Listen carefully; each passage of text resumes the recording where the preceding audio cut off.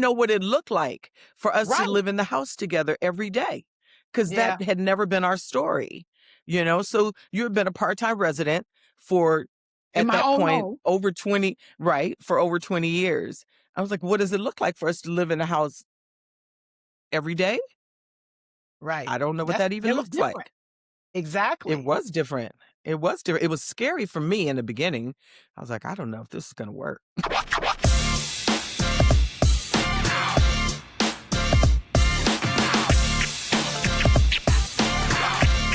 This podcast is intended solely for educational and discussion purposes. The content shared within this program is not meant to embarrass, criticize, or humiliate any official, coach, team, conference, or fan. Our goal is to educate, inform, and promote a deeper understanding of the art and the profession of officiating, providing insight that benefits all who love and support the game. Well, hello, everyone. Welcome back to another The Play is the Play podcast. And you know what? Today we have an amazing guest. And I don't know, I really dragged her. I had to beg, I had to plead to get her to come on and just spend a little time with me.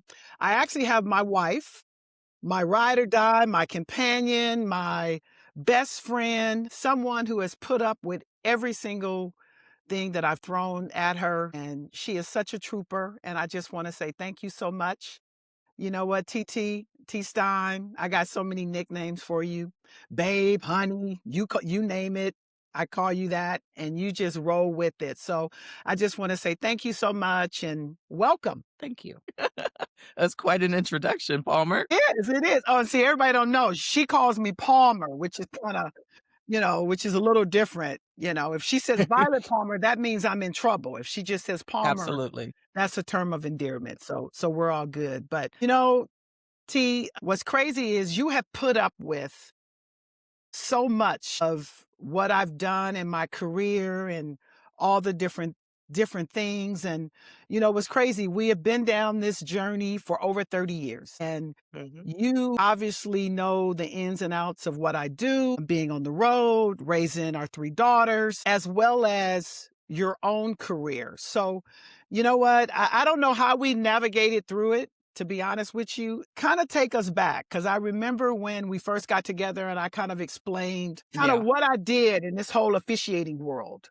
So kind of give me what I gave you and what you gave me back, which was really, really funny because I literally said, I think I told you this would only be for what, 4 months or 6 months? You Or what said did I say? it was pretty much 5.5, 6 months. And then you were free and your time was your own and all of this. So I walked into it with that false sense of 6 months. That was where my brain was. And then as soon as the Final Four was done, because you were doing college at the time, Division I, and you had finished the Final Four, and I'm thinking, oh yeah, great. Now, actually like do some things. And you were like, oh, I have a camp to go to, and oh, I have to go speak over here. And then it was back-to-back camps, and it was back-to-back speaking things. Yes.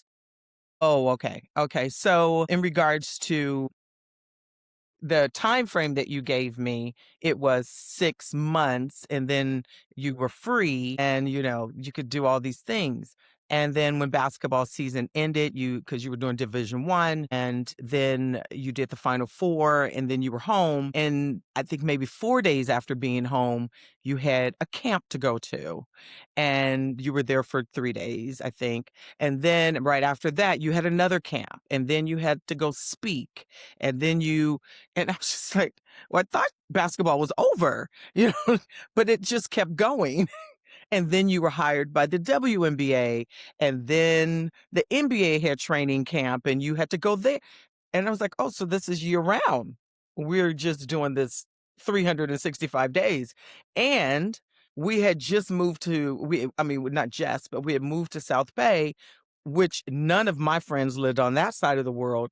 So I felt like I had gone, you had flew me to Mars and just dropped me off, and you were gone.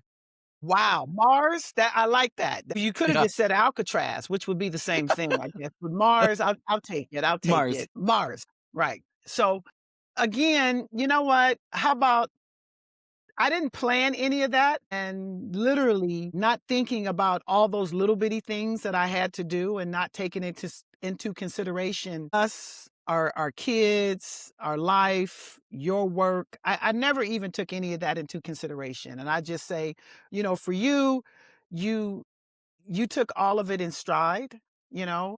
You never not necessarily complain. You actually brought it up to me. You would say, "Hey, I thought you said, you were off during this time." And then I would probably Mhm. come up with a real good excuse as to why I was working or why I had to do what I had to do. But I think the great thing of our relationship is that we've always had that compromise. It's one of those where, and I say this to people all the time, is that when you're in a relationship, there's certain times where I can give 60%, you give 40%, or you can give 70% and I can give 30%.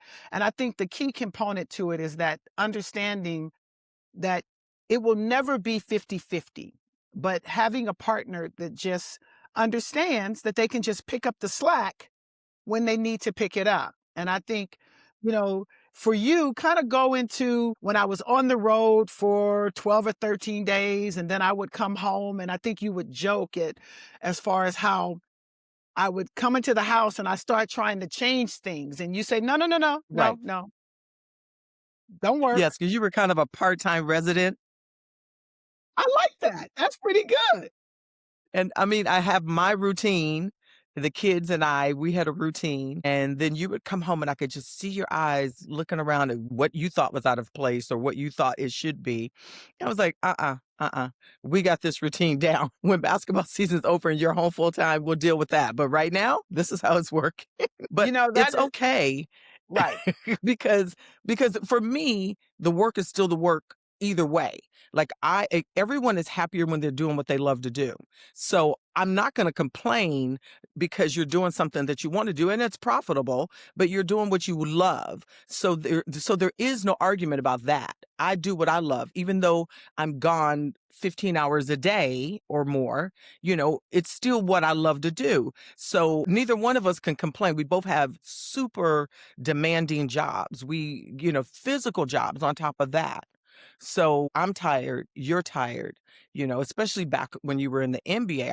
Um, the NBA was more demanding because you were on the road for longer stints of time. Whereas, when you were in Division One, you'd be gone for a couple of days because the games aren't every day of the week. And then when you got an NBA, you're just all over the place and you're traveling so far.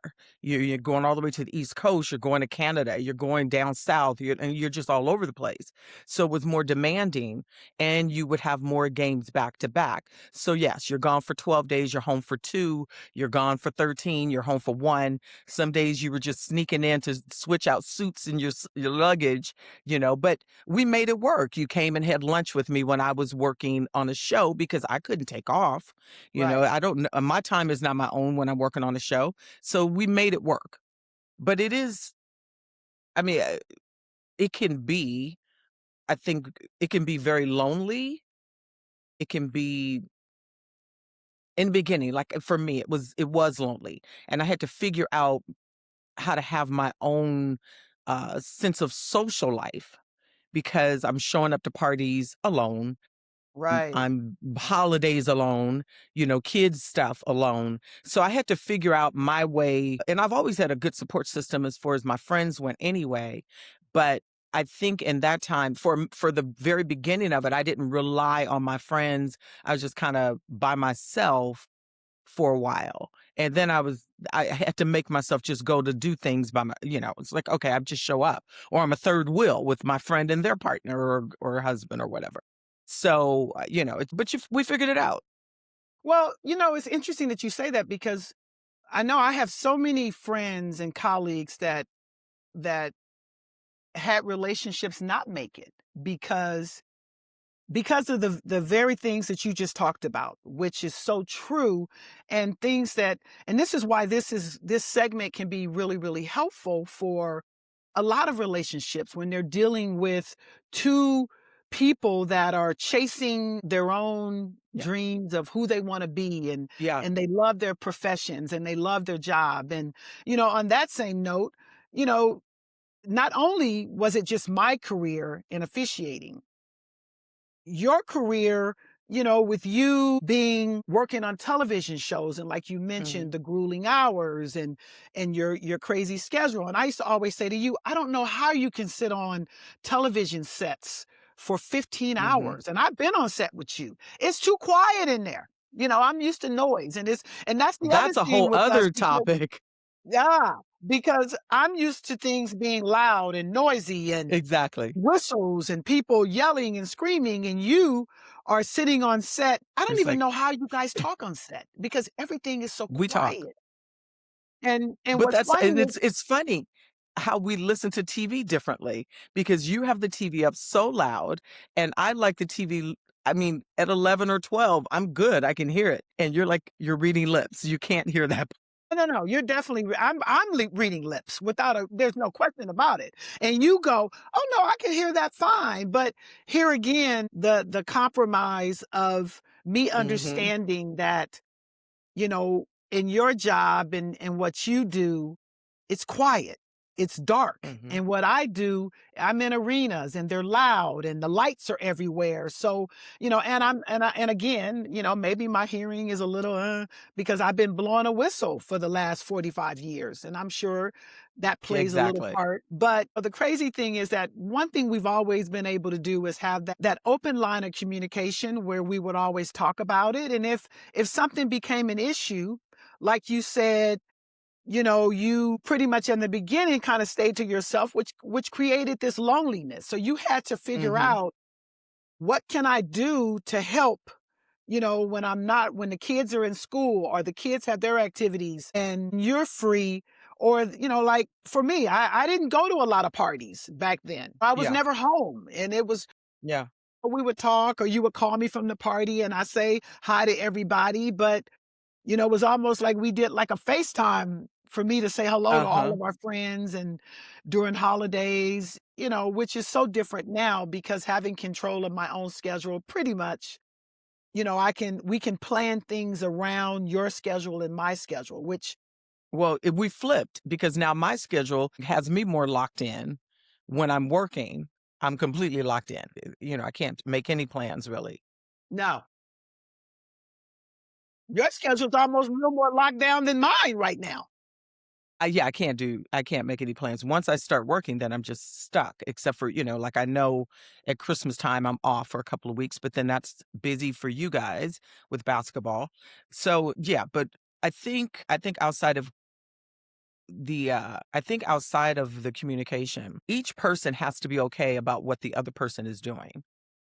Yeah. You have to resolve yourself around that. Like, this is what you do, and I have to be okay with that part of it. And I'm okay being by myself, which is why I can be on set and it's quiet. I don't need a lot of stimulation from other people. So even with you traveling as much as you did, I read books. Read a lot of books when you were traveling. Now I don't read so much. We're watching Right. TV. But I mean, I did all I could to fill my space up with things. A lot of in the beginning, a lot of self improvement. Yeah. Now things are just busy. But back then, when I had the free time, it was like, this is an opportunity for me to focus on me and cleaning out some stuff that needed to be cleaned out. Well, you know what? On that same note, in which which we're talking about what you did, because everybody, obviously knows what I did and with the officiating and still doing it, being a coordinator and blah blah blah blah blah.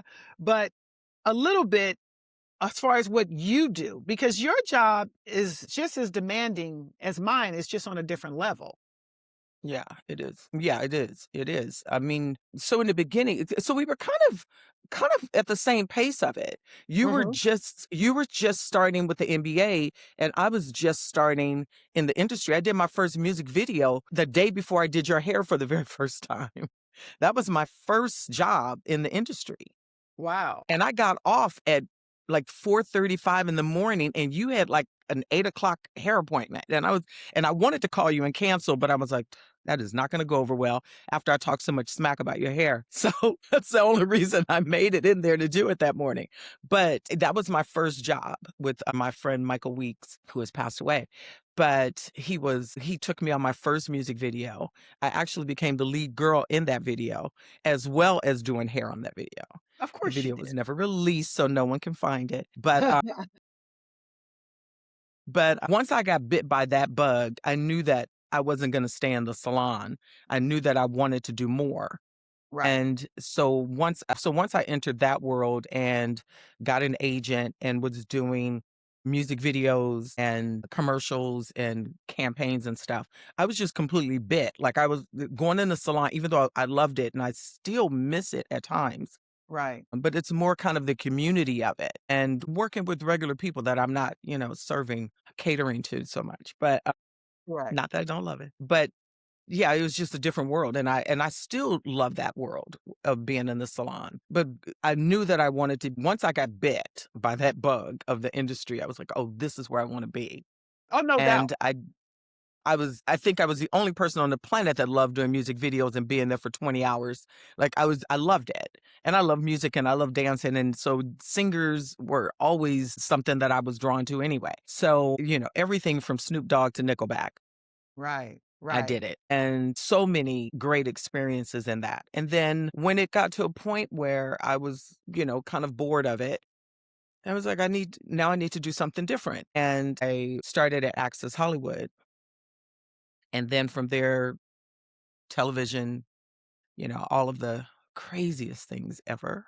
You do, but And I love so what you do, which is so nice for me is because, and this is something that I think viewers would really love because you have so many couples that don't make it because they can't figure out that combination between the two of us. And the one thing that I think, we've always had that compromise and that understanding and me not thinking that my officiating is the most important in this because it can't be. And no different with me, like when I would come home and I'm like, oh my God, no, I want to come have lunch with you. Or I want to go on set and try my best to be quiet and sit in the dark and watch what you do, which was always kind of yeah, fun, kind of fun for me. yeah.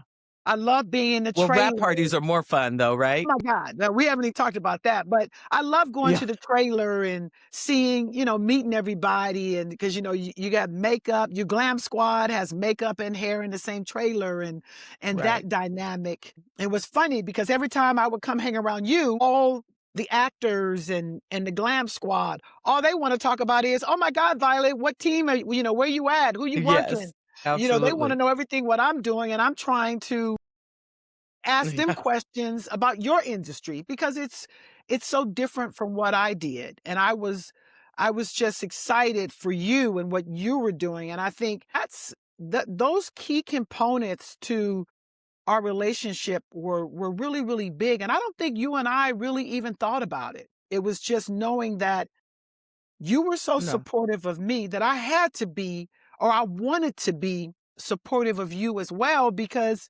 again, one thing you used to always say, if you're not happy at home, nothing else is really it's not gonna work. You gotta be able to come This home and Because your home should be your sanctuary and it should be the one place that you're not fighting. I have to fight traffic. I have to fight with people at work. I have to fight too many other elements. At home is where I'm not fighting. And so I think in the beginning, there was a little bit of a pushback when I remember this one little disagreement we had, and we don't really argue ever, yeah, guys. But I know that's kind of um, crazy. we had this one thing.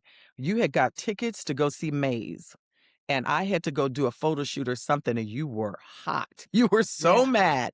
And you yeah, were like, well, I just don't understand. And why can't you tell them? And I was like, I can't. I have to go do this job. Like, I can't turn it down. right. And that's what we had a conversation. I never forget. We were sitting on the edge of the bed, and I said, look, we will be stronger together if we both do what we love. And I think that has been what has kind of cemented us and made all of the things, all the, things that can get in the way, just life things. I think that's made it palatable because we made a commitment to that. Each person doing what they do that they love to do, and it has made us stronger. Whereas I think some people, if they're uneven and one person doesn't have their own interests and their own life, and everything is just poured into one area, that can become, I think it builds a little resentment. But I think because we both had such busy lives, and I mean, the poor kids in the middle. You Wow, we were running you and I around. were both gone. We were both gone. I was like, No, when they came up with FaceTime, I was like, "Oh, good. I can actually talk to them, and right. see them." And yeah, there were a lot of times where they missed out. There were things that we couldn't make it to, games or, plays at school or, other things or things they wanted to do. And neither one of us had time to try to get them there or whatever, and we did our best. So, I mean, the kids have been in fashion shows. They've been on commercial shoots. They've been, They I would have take them to photo work with shoots. me sometimes. If Right. it were a situation where I could take them, I would take them to work just so that they would, so they've all gotten bitten by that bug too. They all want to be on TV as well and have actually. They've actually all been in some aspect on TV. And Tyler loves basketball because of you. Right. So, yeah, I think we both influenced them in that. In our worlds have both influenced them to a certain degree. But I think just the commitment to wanting the other person to be okay. And being okay means that you have to be happy in all aspects of what makes you. That's So, huge. That is like the biggest yeah. thing, and I think, because when I talk to friends who are in relationships and, they're having struggles and they ask me, they go, "God, how are you?" Because it seemed like, you and your wife, you guys are like happy, and I'm like, "We really are." This is not pretend. I say, but you really, really have to work at it. You have to talk about it. You have to have the tough conversations. Like, Hmm. different than, the concert. I planned my little date night and I wanted us to Right. go. But again, me just being selfish because it was what I wanted, not understanding that you wanted to go too. But again, your commitment is your commitment and work is work. And that's something that we've never ever taken for granted. We Mm-mm. understand that, hey, when it comes to the work, this is not personal. It's not like you don't want to be with your partner, you don't want to be with your family, but both of these things are our livelihoods. And the Yeah. only way, the only thing we can do is do them. But we can talk Hmm. about it and you could express how you feel about it, which is fine.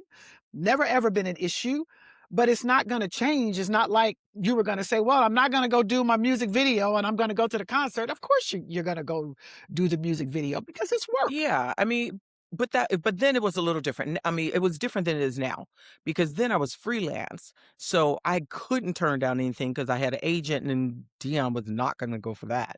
Right. But now it's a little better in the sense that I know I'm working from this time to this time, so at least I know I can plan something before or after because I know when I'm going to be working, and 5 days a week. This is where I'm at. But I think I do think that actually it made us stronger, I agree. having also having a little bit of space, and then when we do come together, we make sure that we make it more impactful because we haven't seen each other for 3 days, or we haven't seen each other for back then 14, 15 days.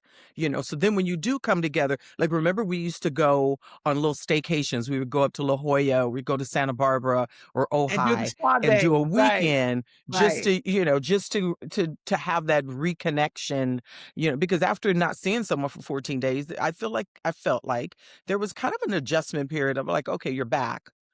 Now, it interrupts my routine a bit, Right. And the not in a kids. bad way, Absolutely. not in a Right. bad way, but, whereas I'm coming home, I don't eat at home, I eat at work, and then I come home and I pretty much go upstairs and I don't come back down. So it's like, okay, now I have to be social. I have to talk. Yeah. Or I would be downstairs and you would be upstairs. So again, there Well, we has to didn't be, really start that till COVID. That started during COVID yeah, pretty much. because you wanted to watch sports and I wasn't going to do that. Well, I could have That's every TV on sports, and one I thing know I you could say could. what you said, you could have all the TVs in the house, you just can't have the TV upstairs in our bedroom because that was Right. yours. Because I can put a game on every single TV in this Every house. single and you did. They would be Well, on every single TV at one time. yeah, I'm like, "So you're yeah. watching basketball in 3 rooms?" Well, no, I have to record. Well, I got a lot to do. And when you got, again, it's funny that you say that because then we go from the transition from me being an actual referee to now being the coordinator of officials. And Mhm. I'm working from home. And again, that's where stealing all the televisions came in because I Right. got like 5 or 6 games going in a night and I got Exactly. to An watch them or I have iPad, to a record them. computer, the TV, everything's going all at one time. Yeah. But I didn't have a choice because I gotta be able to have my eyes in a lot of different places at one time, but, and I say this to people all the time, and I say it to different referees, that you were okay with that. You said, "Hey, look, you know what? Just leave my TV alone upstairs, and you can have the rest of them. I'm you're okay."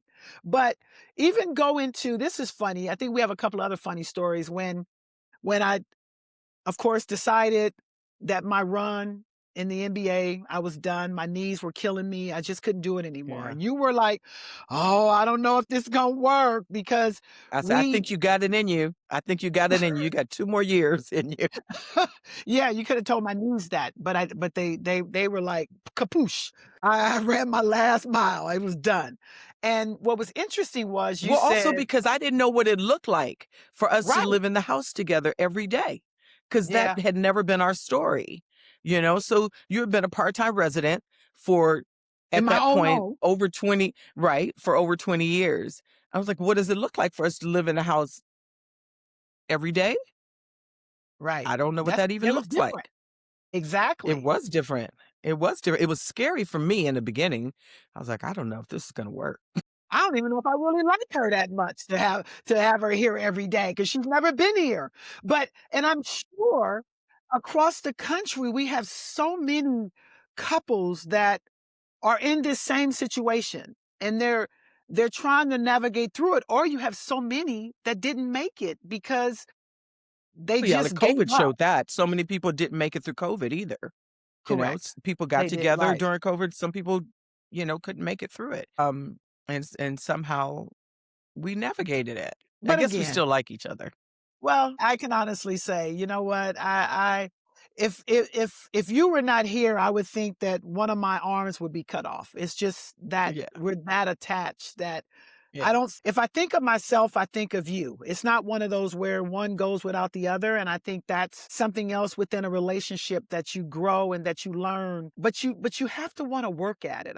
One thing I love when it comes to you and I, the communication has always been open, the compromise have always been there, and we've always been able to pick up the slack for the other one because Mhm, it's never going to be even Steven. It just doesn't work that way. And I think for some people, that can be a difficult transition, for in the relationship, mhm, something personally impersonal. But I truly believe that I would not be where I am today if I didn't have your support and the love of you and the kids. And I think, mhm. you know, your situation is the same. There's no way that you can do what you Yeah, do and knowing that everything at home is okay. We could always come yeah, home and everything would be beautiful.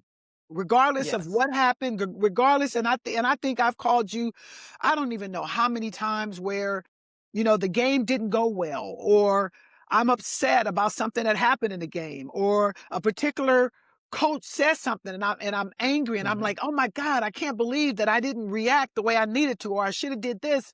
And you've always been that sounding board where it doesn't matter or it didn't matter how I was feeling, what happened.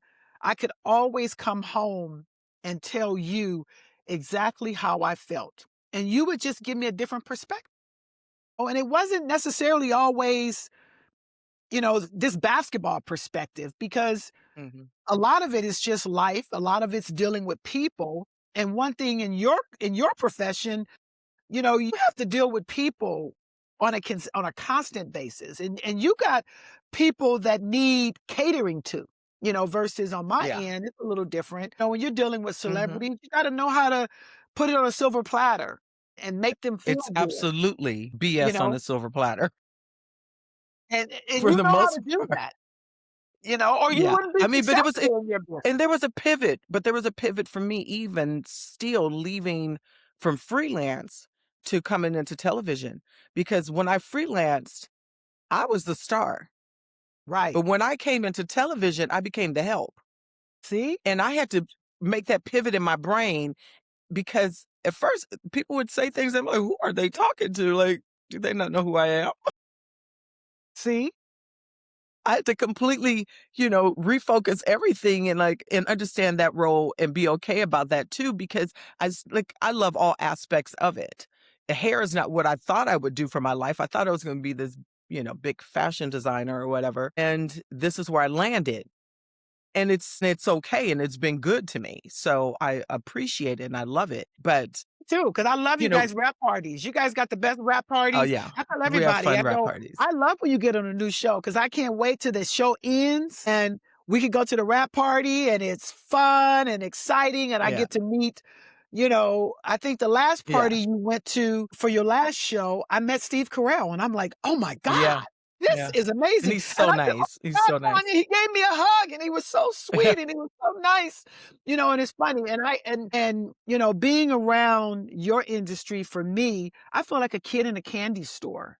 But And they it's fun. all are so interested in what it is you did. I mean, because everyone loves the NBA, regardless of what status they're at. Right. They all love the NBA. I remember I had this one producer who, could be a little snippy sometimes. He had a little heat on him. And so I bought him a pair of NBA socks. I remember And that. from that point on, I was the golden child from just a pair of socks. Yeah, I was my like, socks came I in need to handy, didn't they? they You would did, always they tell me, did. hey I had to babe, I warm did. him up a little bit. I was like, "He's giving me a hard time. Like, let me," and after that, I could do no wrong. Right. Right. So see, I was good for something, which in your industry, but Absolutely. but I would Absolutely. really love it where I would come and they would want to ask me questions and they want to, what do you do with this? And how do you guys do this? And it's so cool. And Right. you both do something so different. And even with me talking to my different referees, they love when you come around, like the women on staff, they want to talk to you about their hair, and they always say to me, they go, God, you are so fortunate because you have a live-in hairstylist. And and again, being very anal about their hair, I was, but you always made sure that I was comfortable because obviously, if you're not comfortable with how you look, it's very, very Mhm. difficult to go out and be confident and strong and Mhm. give off that strength at any point in time. And I can say that with you, and I know I drove you crazy. I know I Well, I still pushed you drive to you try crazy. some new things. I did Well, push you to try some new things, because you were very set in stone on this is what I have to do. And I was like, why don't we try this? And it took a little pushing, but you've it did. had a few different looks over the year. I've had a lot of different looks, but I'm a creature of habit. Again, Mhm. I'm a true, and I tell people, I said, I am a true referee. I'm a rule follower with everything Yes, you except legal are. left turns. I can honestly Yeah. say that's where I You get in always trouble. make illegal left turns, you guys. Watch But her. but I Watch her out do there in them streets. This is true. But I do follow the rules as far as, because we deal with manuals and rule books and structure and again, you Mhm. would tease me. You would always be mad because you go, you know what? You'll be on time for your game, but when it's time for us to go to so and so, you're always running late or you're always like, give me one Mhm. more minute. So I had to actually take that into consideration too, where you complained about it, but you wasn't necessarily bitching, but I heard you where I'm like, okay, I need to do better as far as when I'm not in my officiating world, that when I come home, that I'm giving a little different compromise with time and effort and being supportive and just, understanding that I Mhm. can't come into the house and change everything because I everything, do think that, well, true with that, but I feel like anybody who is married to an athlete, whatever scale that's on, yeah, there is an understanding. that sports will come first. They will. They are so if people can wrap their brain around that, they'll be Yeah, okay. yeah. The sports are just gonna come first. I mean, I can pass on doing a hairdo, but you guys are not gonna pass on dribbling a ball or watching it or going to a game. You rarely will pass up an opportunity for that. Or if especially if you are in the sports to the level that you guys are in it. It's like it's your holy grail. It really is. Well, that's very true too, because I am all things officiating. Well, Yeah. obviously I love sports, but not only do I love sports in general, I'm when it comes to officiating, it just that my passion just comes out and I love it. And I think it's one thing with you, you've always been so supportive and you would come out and my staff, they just love you to death. They want to ask you questions Yeah, they and wanna all do the rules the way I do the rules, not the way you guys do the rules. oh God, no. But yours were cute and they did like it, I have to say. You had your own mechanics, your own signals, but at least I can say that, when you were around the group, because you're so observant and you would pay attention, that you could have all those different conversations with them. And I think that's huge because there's so many couples, there's so many partners that I'm sure in my world having difficult times with these what we do and how we do it and Mhm, how it takes up so much time. And I think this is just great for the general public to hear. mhm. And it doesn't necessarily have to mean that it has to be a referee and someone that's in the industry and you're being in the glam squad doing what you do. It can just Yeah, be 'cause two people, two professional people. And how do you navigate through the ins and the outs of relationships? Because we already mhm, know neither one of us can be the best we can be if we're unhappy. absolutely. If you're not feeling good, if you know that your partner is not supportive of what you do. And I never Mhm. once, ever, not one time have I ever thought that you were not supportive. I've never felt that way. Don't tell me that you have, but I never felt that way, to be honest. No, no, no, no. No, no, no, no. I knew that you would be your the best version of you if you were doing what made you happy. What am I tell you to go take a job working in an office and you hate it? You're not gonna come home and be happy. So you have to do what it is that you love.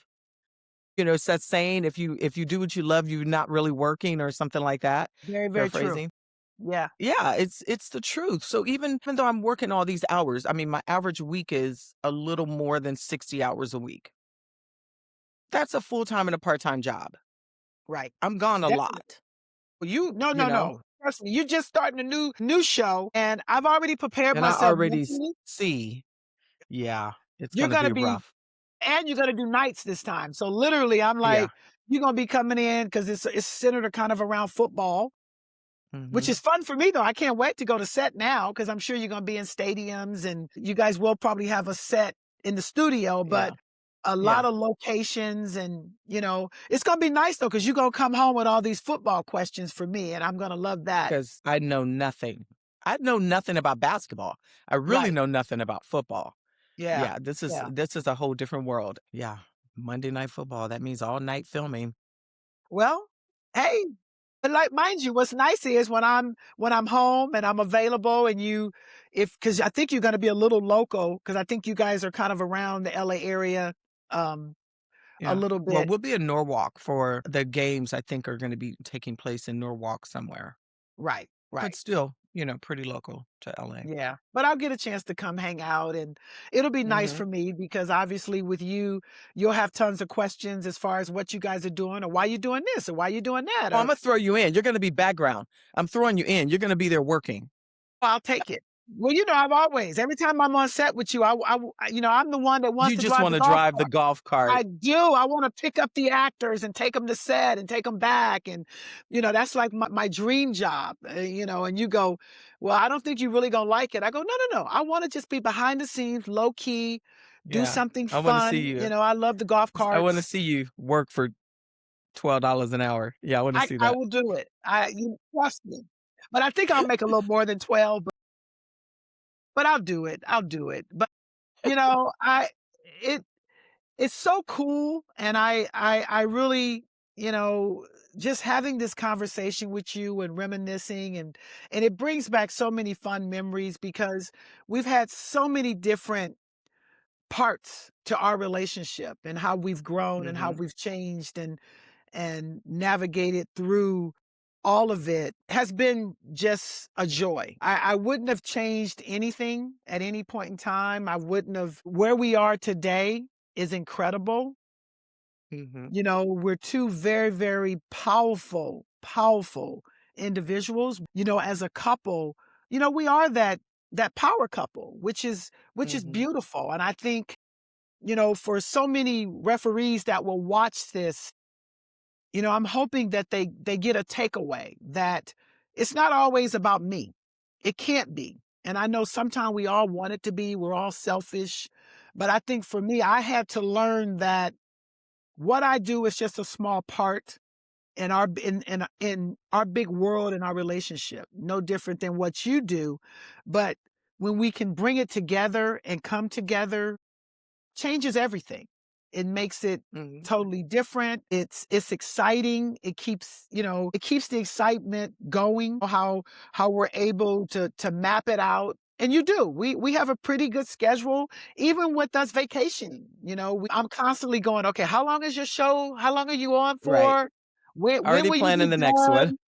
You know, because Exactly. we're trying to plan the next vacation or the next Mhm. staycay or the next, Yeah. you know, date night, whatever it might be. And I say this to my referees constantly. I go, you have to keep it interesting. You have to work at it. You have to have the date nights, have the dinners, have those nights where you sit on the couch and you just watch your favorite. Like you and I, we watched Love is Blind last night, which Yeah. we Brain rot. because we Yeah. watch this crazy dynamic of relationships and we just talk Exactly. about it, Yeah.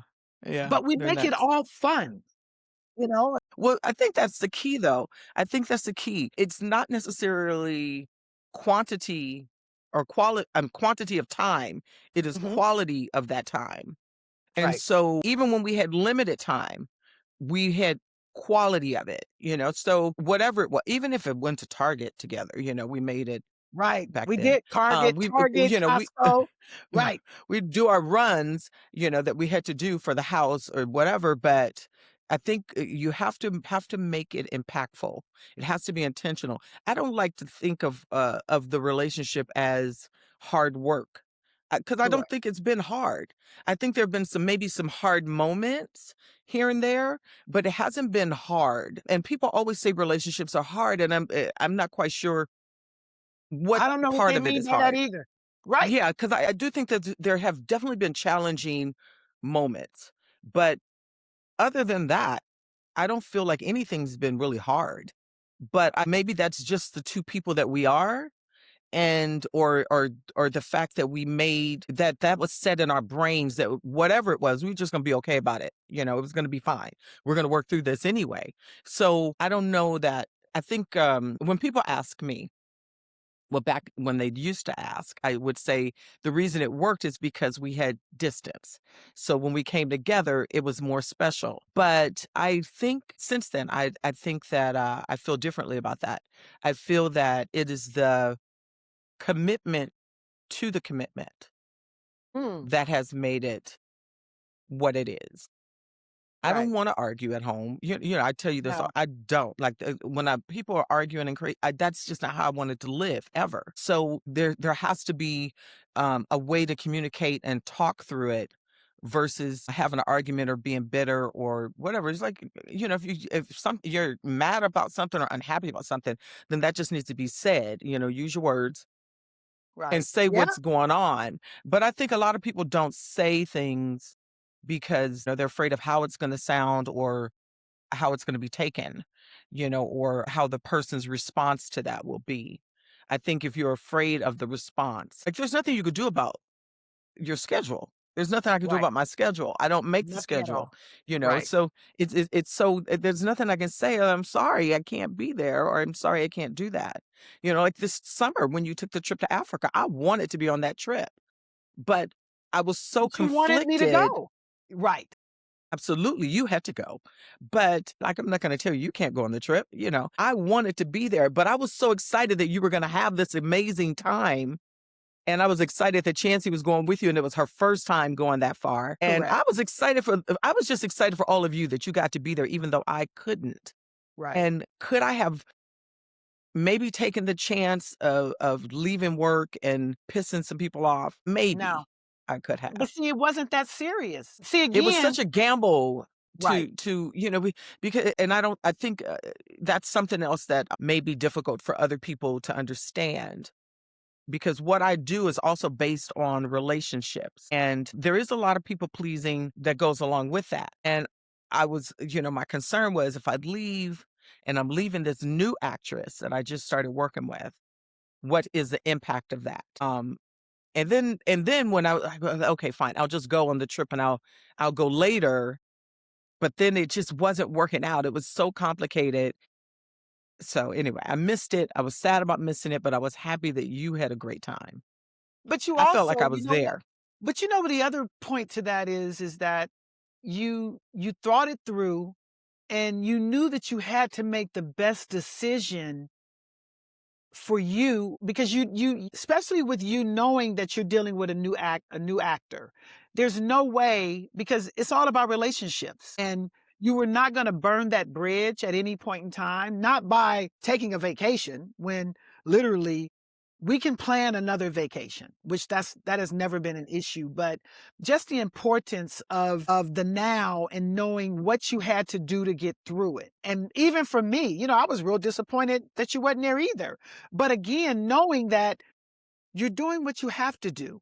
And I think for so many relationships, people don't make those sacrifices. They're not able to navigate through that time and go, you know what? How about it's only going to be for this short period of time, and then we're going to come back together, and it's going to be like nothing never happened. And which, Mhm. in most cases, that's what happens with us.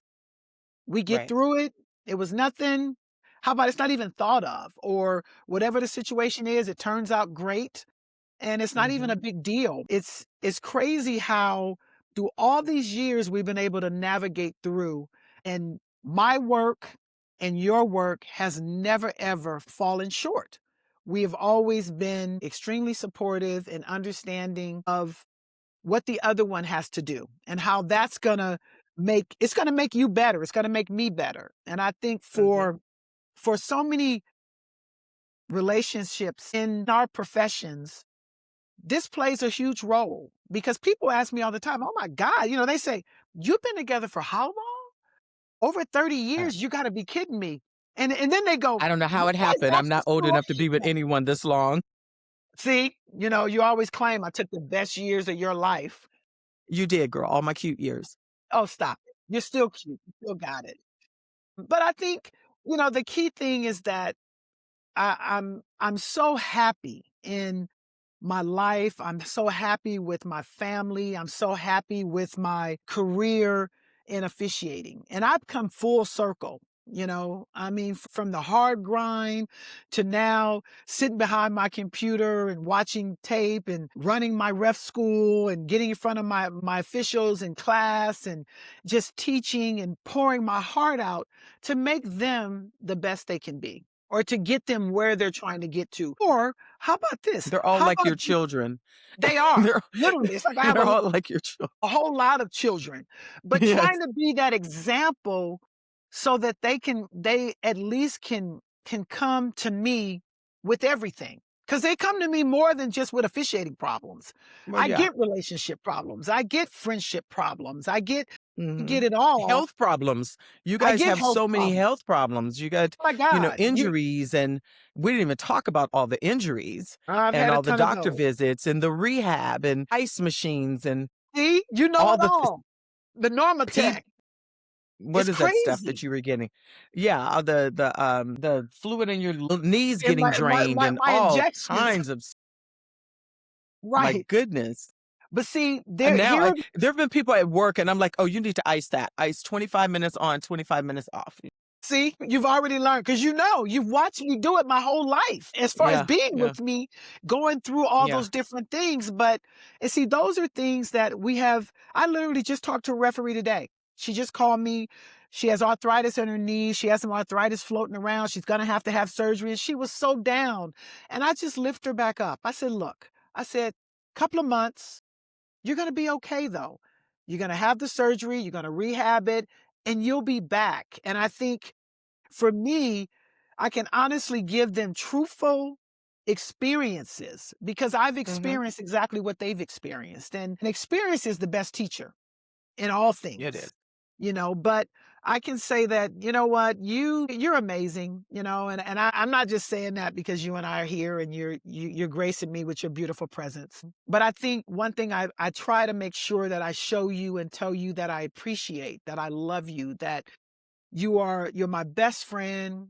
This journey that we're riding on, it's amazing. And I would not trade it for the world. I would not. And I would not want to be where I am today without you and the girls and our family and our life. And I can be the best of myself because of what I have, because I have a beautiful family and a beautiful wife and have that support. And I think that's the key thing to this segment because I'm sure there's going to be so many different referees that watch this and they're going to tell their wives or their significant others or their husbands, you know what? You need to see this because they made some points that we've been struggling with because you just never Mhm. know. And I think for all, relationships take work and not in a bad way, but I think people think that things are just going to magically fix themselves and they really don't.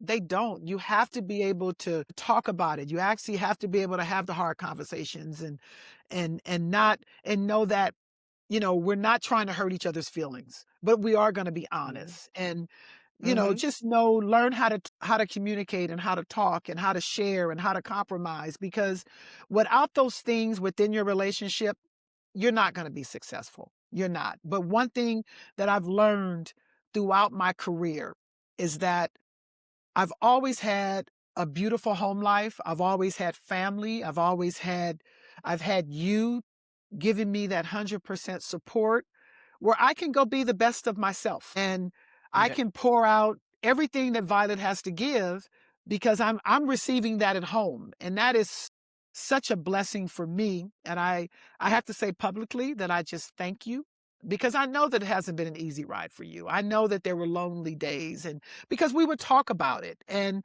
Mhm. you just learn how to work through it and work with me no different than the way your career is going, how now I'm working with you, and it goes full Mhm. circle because what goes around eventually comes around. And we've kind of gone around that mulberry bush so many times that So many. we got it down, Yeah. and I just have to say, I appreciate you. I thank you. I hope that our viewers just can listen and take a couple of nuggets that they can Mhm. use that will help them in their day to day of trying to navigate through two strong, powerful, professional people that love to work hard, play hard, but still just That's love their it. families. We work hard and we play hard. We do. That is We it. do. And So there's no I in team. I So, love it. You're right. it's a we. It's a we Always. situation.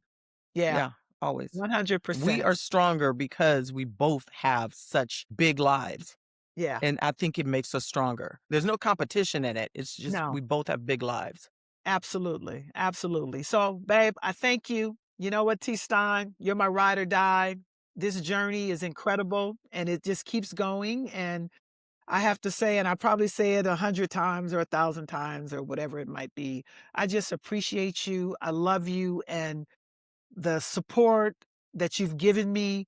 I'm able to be me. And without that, I may not be where I am today. So I just really want to say thank you. And, You you would know, have. Like, I was pushing you and kicking you. They don't even know all the other stuff I tried to push you into that you just didn't go for. I was well, like, you need a clothing line and you needed this and you needed that and get an agent and I need you to get a publicist and yeah. It's Well, all I the did I things. did a few of them. But anyway, see, but we come full circle. And look at us.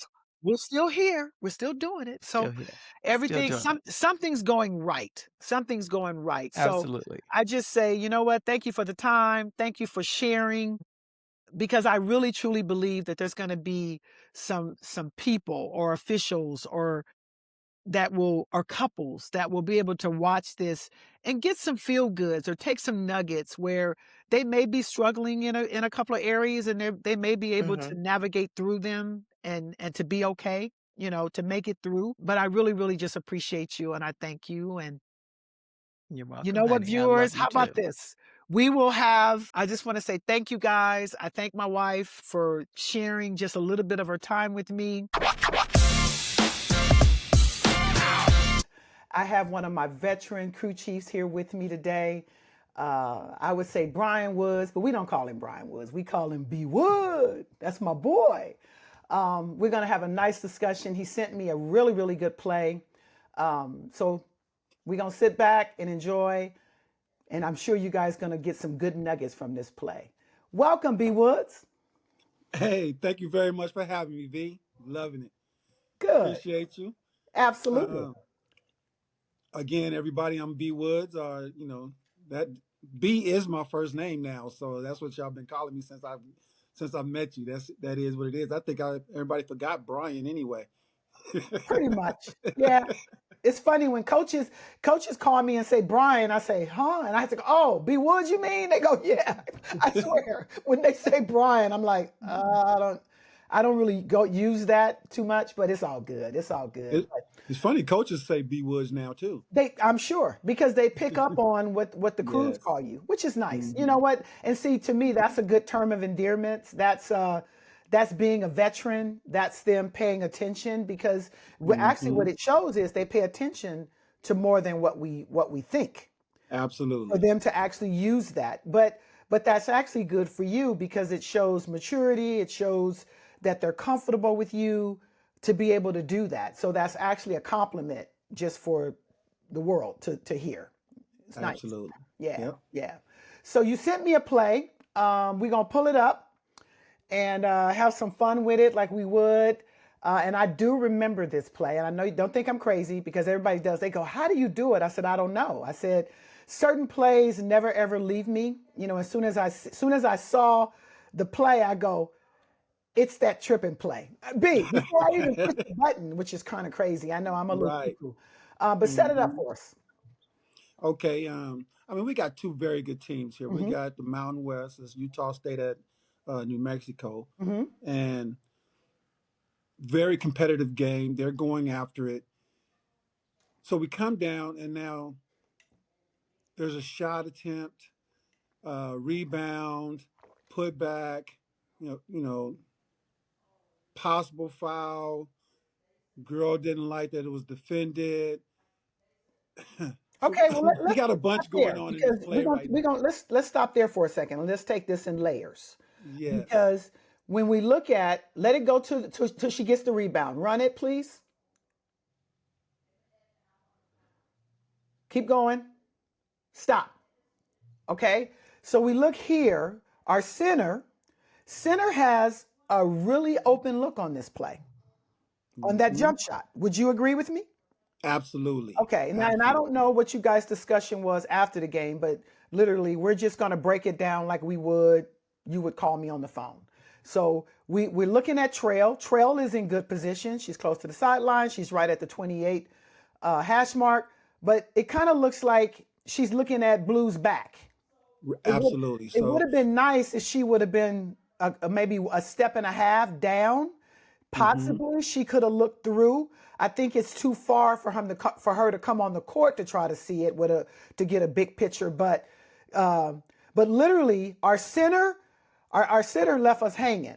Now I would, in looking at your position, would you think if you went maybe a step toward the sideline, maybe you would have because you look like you might be straight lined on this rebound as well. and I would have loved to have been wider. If I could have Right. been over on that T where it Yep. says pit on the floor, Yep. that would have been a great position for me to be able to help on this. Right now, all I can see is I got players in front of me, and I can see the back of the white defender. Well, and see, here's how we started.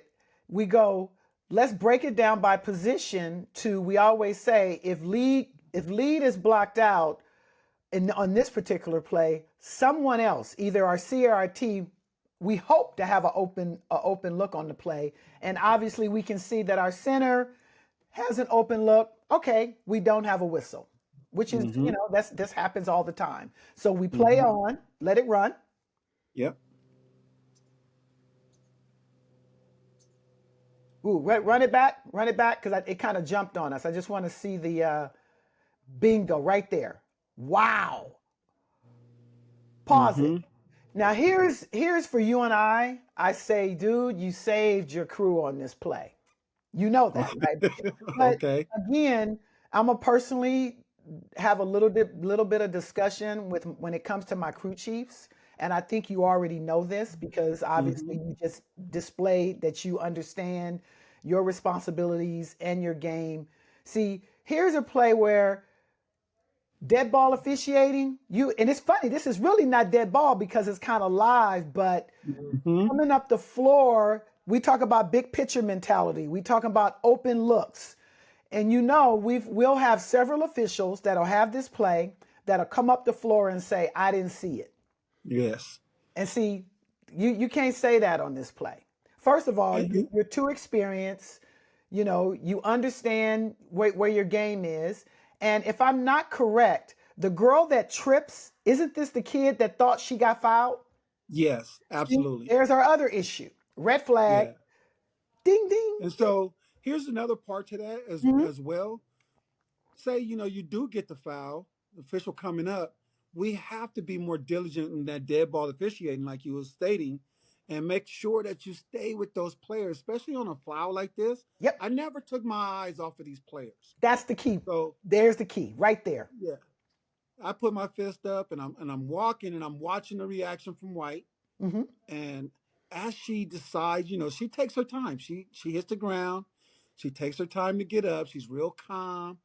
But as soon as she turns around, I'm like, mm-mm. I can see it in her face, and that's when I run to get between her. There you go. So Because this right here, you could have had a flat out brawl. Because yes. not only those two go at it, then you're gonna have all the other players running in there to Mm-hmm. have the discussion. But what you do immediately is you run in. Now here's my other question, and you know what? You go to the right player. Because see, a lot of Mm-hmm. times, and we've had these discussions like in summer training when we have these type of plays with an altercation, and the referee goes to the player that actually caused the foul, and we go, that's not the person who's going to create your problem. Mm-mm. Not at all. Yeah. And And I actually started yelling at her first. I don't know if you could tell. you're right.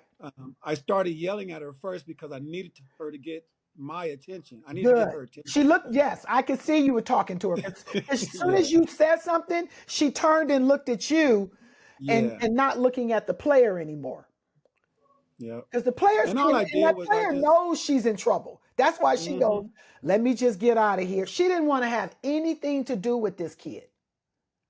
She Right. gets up immediately and starts walking. See, look, she don't even look at her. No. Mm-mm. Because she already knows I just screwed up. This big girl can knock the hell out of me if she wanted to. But the nice thing was you made your presence known.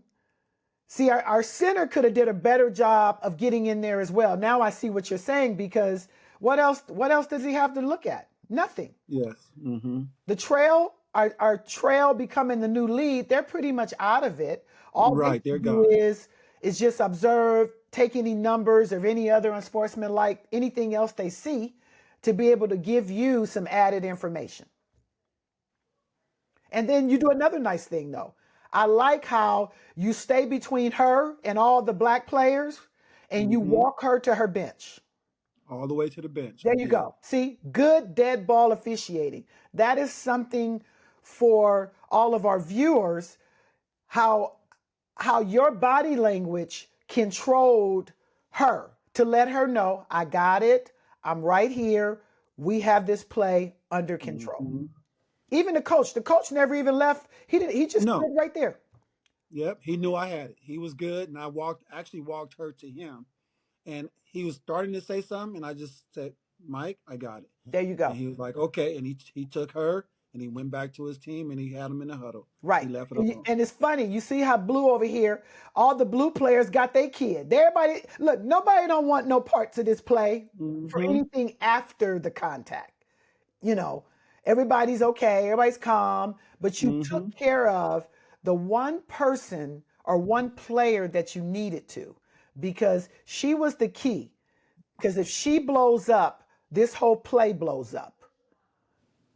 Absolutely. So in your decision, and I'm sure as you're doing everything you're doing, you're processing, you replaying it in your head. So what was the Right. thought there? So that's the fun part, Mm-hmm. because even though she got up and she turned, she immediately responded to me. Mm-hmm. As you can see, she wasn't aggressive. She didn't. And the blue player, I take the tendencies and the actions from the entire game. She hadn't done anything that was overt or aggressive throughout this entire game. So I'm like, okay, we're already in the third quarter. So as I'm thinking, as I have it, I already have a flagrant one. Okay. So because it's unnecessary, I have a flagrant one. And 100%. I we're agree gonna with go. you. Yeah. 100%. Yes. You So know that you could have something, you could go up, but you know at the minimum, this is definitely a flagrant one. yes, because that was totally unnecessary. So now the hard part for me, and this is being totally transparent, Uh-huh. the hard part for me was getting to that flagrant two on this play. Okay. So in the game, with the emotion what it was, I didn't feel like it was a flagrant two. Okay. Now, I'll tell you this. A week later, I went back and watched it again. I was like, I probably could have dumped her for that. Just now, because I'm calmed down Yep. and I'm looking at it a little bit different. Mm-hmm. It That's when I actually realized, I'm like, okay, yeah, the flagrant one was okay, but we could have went flagrant two on this play. We could have You dumped her. know what? And I love that you say that. First part, I love that you rewatched it. You thought about it. You took the effort to say, let me look at this again. And I think that's when we had our discussion, you and I. Mm-hmm. And I said, Yeah. here's what you want to look at. I was totally okay with the flagrant one. And I was okay with the flagrant one because you clearly, even when you called me, you said, hey V, you know what? This kid, we had no altercations during, from this point on Mm-hmm. of the game. The game wasn't rough. It was just a good competitive game. So you go, I'm not sure if it would have fit if I would have dumped her. But however, if the circumstances would have been different, dump her immediately, because the first thing you look at is that you go unnecessary and what for a two. It's a severe. That's Okay, unnecessary as non-basketball. there you go. That's you got two. You just went Yeah. severe, non-basketball play, and here's where if you needed it, I 100% validation Mm-hmm. without a question, because if this kid had been a problem the whole entire game, I don't even think you would have hesitated, Nah. because you would immediately, probably even at the spot, you know what, you got to go. You Yes. know, because she's showing you that she really doesn't want to play anymore. And Mm-hmm. this is where our heightened awareness, understanding of where we are in the game, understanding, what type of situation it is. And the great thing about this is that you clearly said that this game was just competitive, but it wasn't rough. No. Two hadn't given you guys any issues the entire game. No players, because you didn't even mention anything where players were Mm-mm. going back and forth. Now, going forward, and I'm sure you had this discussion with the crew. Mm-hmm. Because what did the crew say? What were their thought process on this play? We all came up with flagrant one. Their thought process was basically the same. Okay. Um, they didn't really they didn't get to the flagrant two. I did, so it was just one of those things where, and for me, Hmm. because I do pay attention to the players' temperaments throughout the game, because that's how you figure out who you need to actually pay more attention to in certain plays. I like it. Well, I do that, and that's how I know those two players. I'm like, oh no, those haven't been a problem. And it's like you said, if I had that or any kind of altercations or anything from those players, any kind of aggressive attitude, Hmm. I would have dumped her immediately, and I Absolutely. wouldn't have needed anything else. So that's when it gets hard for me, Hmm. because it's like a fight. Fights are easy. Right. It's okay. It's a They fight. call I can get rid of themselves. everybody here. It's Right. Yeah. They call themselves. Hmm. This one is a little bit more thought process, in my opinion, Hmm. and you have to have more information throughout the game. But it's our job to make sure that we have that information already cataloged in our play log Hmm. throughout that game. And for me, I did. That's how come she didn't get dumped. Perfect. 'Cause- See that right there. If I when I asked you the question and now you and I are having our after the game talk, the Monday morning quarterback chat, and you give me that explanation, you have 100% support. Even if, Absolutely. even how about this, B? Even if I look at the play for what it is and go, B, you could have just dumped her. And then you Hmm. see, but what was good was when you and I talked, you gave me exactly what you just gave me right now. Hmm. And I go, I agree with you. I understand, and I'm good with it. Now, the only thing that you want to pay attention to with allowing her to stay is that for a little time during the game with those two players, you want to make sure that you know what's going on with her, because our big girl, I can't remember her number, in white, could still retaliate against her because Oh she's yeah. pissed off. See, and those are Hmm. the other things that we have to think about when we decide that we're going to allow her to stay, because that's what we're dealing with more so than just Hmm. her doing another act or another something else unsportsmanlike. That's not it. It's the point of the team, or now the offended player or the offended team. They have their little silent huddles, and they're like, uh, when she goes to the basket, we're Yes. gonna make our presence known, and then Hmm. now you have something else that actually erupts, and now you have to deal with that, and then you end up calling me, and I go, okay, B, you remember that Hmm. play? Why didn't you just dump her? Right. You see what I'm saying? So it can come Yep. back.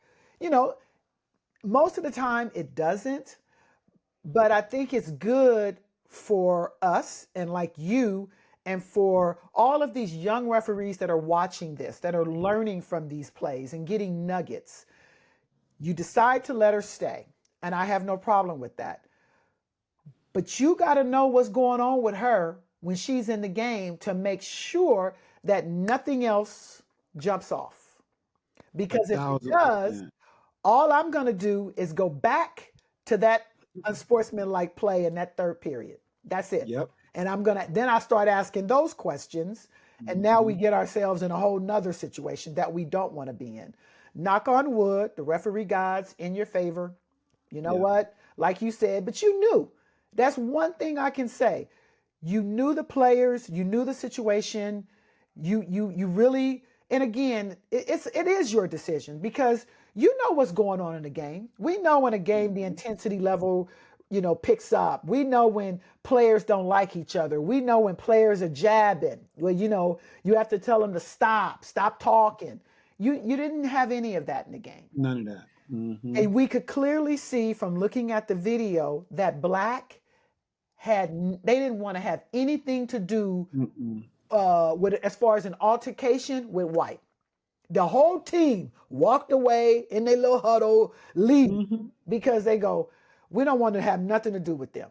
Right. So with all those things, I think you made a good uh, adjustment to say, you know what, I understand my game right now. I understand where my players are.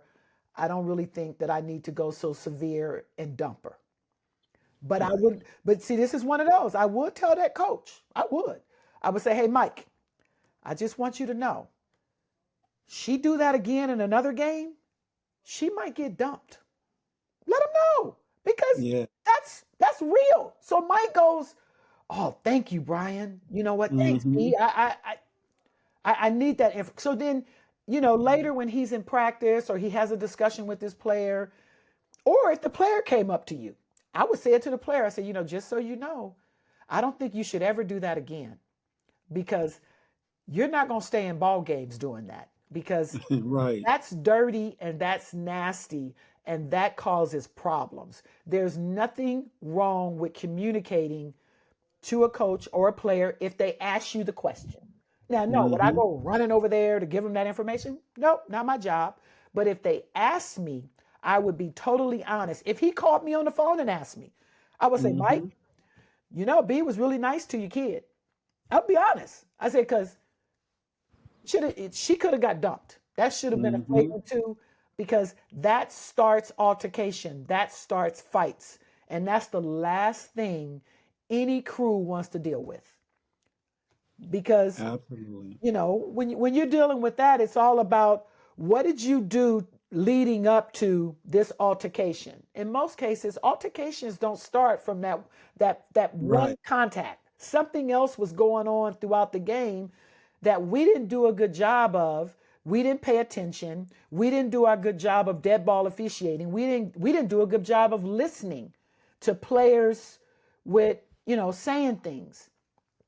And here's where having the pulse of your game, and like you said, it was the third period. You were very, very clear and familiar with everything that was going on. There was nothing, no jawing, no taunting, no rough play. You didn't even say the game was aggressive. You just said it was competitive. Yeah. It was competitive. Yeah. Yeah. Which conference games are competitive? Every last one Mm-hmm. of them. And it doesn't matter if you have the first place team, you have the last place team. When it comes to Right. conference play, every game is tough because they're fighting for their lives. They're fighting for postseason. Everybody. It doesn't matter what position you in. So great play. And with the discussion with the crew, did you guys have any at the end? I mean, in the locker room, or did you just talk about it later? We talked about it in the locker room. Same thing, the same discussion. Mm-hmm. Um, and we kind of went back just to make sure that we all agreed and understood what we talked about actually on the court, because Mm-hmm. sometimes things get missed, Perfect. So we did that, and everybody was good with what decision was made on the court, Nice. and so we felt that the game ended the way that it should have ended, Perfect. even with that happening. So we were good. You know what? And I agree with you because I end up watching it because after, you Hmm. send me a play like this or you call me after, if I wasn't Right. watching it live, I don't remember because, it was last year, but I do remember us having a conversation. That's where I remembered the play. And Uh-huh. I went back and watched it and it was just totally just a good game. It was Yep. nothing else happened after this. And that was another reason why I wanted to watch because I wanted to see just in case something happened and I got a call from either coach, I would be prepared to answer their question with knowledge of watching the game, which is another good thing. So great play, great discussion, and I think this play gives our viewers and all these younger officials who are watching, or just officials, period, some good nuggets on unsportsmanlike behavior, dead ball officiating, and crew communication. Those are our Absolutely. key components, and I thank you for that. You one of my best. Absolutely. Appreciate it. I give everybody just a little bit of homework for this week. How about this? Take a look at your video, go through and take a look at your dead ball officiating. And you know what? Mhm. Pull a couple of plays. You don't have to pull a lot because just like we took this one play and we got so much out of it, for all of you, this is what you can do. Take a look. Mhm. Look at the contact, look at the positioning, look at, where we are once the play stops. Who did for the aggressive player? Did we go to the player that was offended or did we go to the defensive player? All those little bitty nuggets that we gave you, take a look at that because these little small things, small habits, but they're good habits and they can save you and stop you from having a fight, a huge altercation or players leaving the bench. And that's, trust me, that's every referee's nightmare. So, you know what? Great play, good discussion. And I give you guys just a little homework. And you can do it by yourself. You don't even need any help. If you wanted to go to one of your mentors to do it, you could. But this is something with the nuggets that B Woods and I just gave you, you could actually do a little bit of homework on your own. So I thank everyone.